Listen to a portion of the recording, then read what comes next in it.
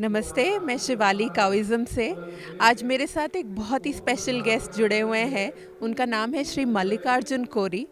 वैसे तो वो बीजापुर से है, लेकिन लास्ट 26 इयर्स से वो अफ्रीका में हैं। उन्होंने अपना एमएससी इन एग्रीकल्चर किया है। मास्टर्स एग्रीकल्चर करने के बाद उनको रियलाइज़ हुआ कि धरती को हम पॉइज़न करते जा रहे हैं, और उन्होंने एक नया मेथड निकाला जिससे वो खेती कर रहे हैं और नेदरलैंड्स में अपना फ्लोरीकल्चर एक्सपोर्ट करते हैं।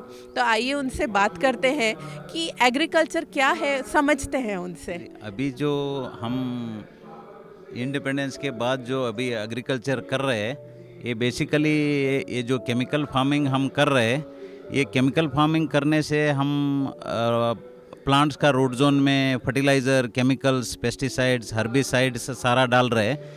इससे हमारा माइक्रोबियल एक्टिविटी ज़मीन इन बायोलॉजिकली इनएक्टिव हो गया, निर्जीव बन गया है। सो इसीलिए हम जो पौधा फंक्शन करना चाहिए, वो जो उसका जो लिक्विड कार्बन पाथवे है, जो भी पौधा ग्रो होने के लिए, वो पौधा कार्बन डाइऑक्साइड, हाइड्रोजन, पानी और ऑक्सीजन और हवा में से नाइट्रोजन लेके 98% ऑफ टोटल प्रोडक्शन झाड़ करता है, और उसमें सॉइल से मिनरल सिर्फ 2% लेता है। वो सॉइल से when plant makes the photosynthesis, जो हम शुगर प्लांट सिंथेसाइज करता है, उसके बाद वो 30% अबव द ग्राउंड का जो पार्ट्स है, वो उसका स्टेम और लीव्स और फ्लावर्स और फ्रूटिंग के लिए यूज़ करता है।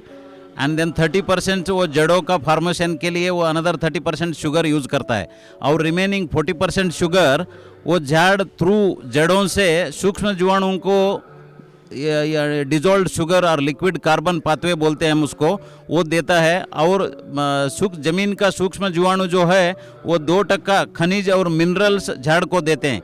ये सिम्बायोटिक रिलेशन से आप अगर जंगल में भी देखोगे, 2 to 3 मीटर डायमीटर का, 100 फीट लंबाई का पौधा खड़ा होता है, और वो मीन्स वो निरंतर ग्रो होता है।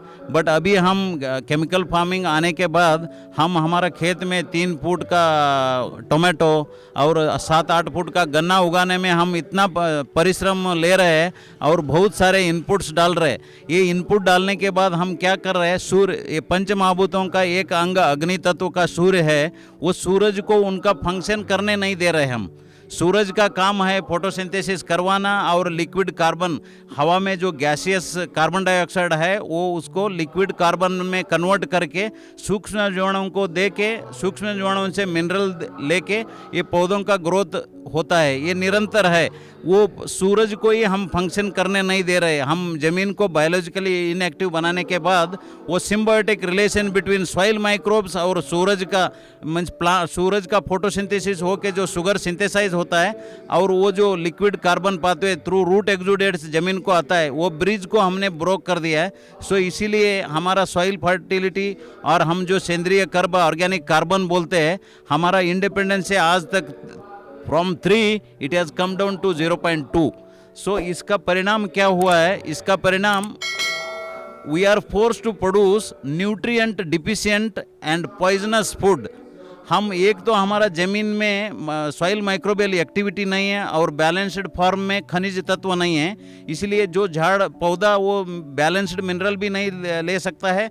इसलिए न्यूट्रिएंट डिफिशिएंट अनाज उगा रहे हम, और वो इतना सारा हम फर्टिलाइज़र में हेवी मेटल्स है, और पेस्टिसाइड छिड़क रहे हैं, हर्बिसाइड छिड़क रहे हैं, उसमें से हमारा अनाज न्यूट्रिएंट पोषक तत्व विरहित हीन भी हुआ है, nutrient deficient and poisonous food हो गया है। सो वो अनाज खाने के बाद हम सब लोग, इवन प्राणी पक्षी और मानव, हम बीमार पड़ गए। सो बीमार पड़ने के बाद हम अभी, so then we are opting for the hospital. फिर डिसीज़ हो गया, सिकनेस के बारे में हम सोच रहे कि अभी even fertility crisis world wide, अभी जो घर में 10 बच्चे होते थे 50 साल पहले, वो अभी वो ही घर में उनका चिल्ड्रन और grandchildren, they are unable to produce even 1 child. So this all is contributed to the nutrient deficient and poisonous food का वजह से ये हो रहा है। जी, तो कहने के लिए तो फूड इज़ मेडिसिन, लेकिन जो हम खा रहे हैं वो एक्चुअली पॉइजन है हमारे लिए। कितना बड़ा एक आयरनी आ गई है दुनिया में। तो अभी इसको कैसे हम चेंज कर सकते हैं? कहते हैं कि गौ माता एग्रीकल्चर में बहुत इम्पोर्टेंट रोल प्ले करती है। तो वो कैसे अब हम कैसे इसको रिवर्स कर सकते हैं जो आपने प्रॉब्लम बताई? अभी देखिए जी, हम हमारा मीन्स हमारा सर्व जीवों का वो जो 84 लाख योनि हम जो बोलते हैं, सबका हमारा मेन उद्देश्य है हमको लंबा जीना है और स्वस्थ रहना है। सो इसका मेन ये है, नॉट ओनली मिट्टी, वो पंच महाभूतों का आरोग्य, आहा सकल जीव सृष्टि का आरोग्य है। वो पंच महाभूत में हमारा जमीन आता है और पानी आता है और अग्नि और हवा और आकाश। सो अभी हम जो न्यूट्रिएंट डेंस फूड और पॉइजन फ्री फूड उगाने के लिए हमारा ज़मीन को बायोलॉजिकली एक्टिव करना है। वो बायोलॉजिकली एक्टिव करने के लिए हम गोबर और गौमूत्र आधारित खेती करने के बाद एक बार हमारा ज़मीन बायोलॉजिकली एक्टिव सजीव हो गया, सो लिक्विड कार्बन का जो नेचुरल पाथवे है वो सूरज फोटोसिंथेसिस करके, जो शुगर सिंथेसाइज करके वो सूक्ष्म जीवाणु को देगा। सो उसके बाद सूक्ष्म जीवाणु खनिज रूप में 2% मिनरल देंगे। ये सिम्बायोटिक रिलेशन का इग्नाइट करना और एक्टिवेट करना वो गौमूत्र और गोबर से हम कर लिया तो हमारा काम खत्म। और वो जो पंच महाभूतों को हम उनका फंक्शन करने के लिए छोड़ के ह्यूमन इंटरफेरेंस हम बाजू में हट गए तो अल्टीमेटली हम nutrient dense poison free food उगा सकते हैं। फिर हम 100 साल पहले जो भारत था और भव्य सदृढ़ भारत और सदृढ़ जगत था, वैसा हम कर सकते हैं। बहुत अच्छा, ये एक होप है हम सबके लिए। गौ माता एक होप है, पर सही तरीके से। जैसे आपने बताया कि आप कीनिया में काम कर रहे हैं इतने सालों से, तो जैसे अभी ड्रॉट की सिचुएशन आई थी, तो उसमें आपने कैसे डील किया उससे और कैसे आप अपनी सॉइल को बचा पाए? केन्या में मैं 1997 से केन्या में हूँ। अभी मैं 2002 से हमारा 150 एकड़ ज़मीन है, उधर गुलाब का खेती करते हैं हम।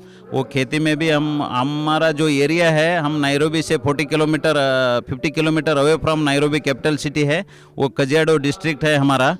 उधर मसाई कम्युनिटीज़ है, वो मसाई कम्युनिटी का लोग, उनके पास 100, 200, 300 गाय होता है। वो उनका हम गोबर और इवन वर्मी कंपोस्ट भी बनाते हैं, और वो गौमूत्र से हम गो शक्ति नाम का एनांसर फोलियर स्प्रे भी बनाते हैं, वो भी हमारा खेती में यूज़ करते हैं। और थोड़ा बहुत हम हाई ह्यूमिडिटी का देश है, उधर नाइट का ह्यूमिडिटी टेम्परेचर लो और ह्यूमिडिटी ज़्यादा होता है, थोड़ा फंजीसाइड भी हम यूज़ करते हैं।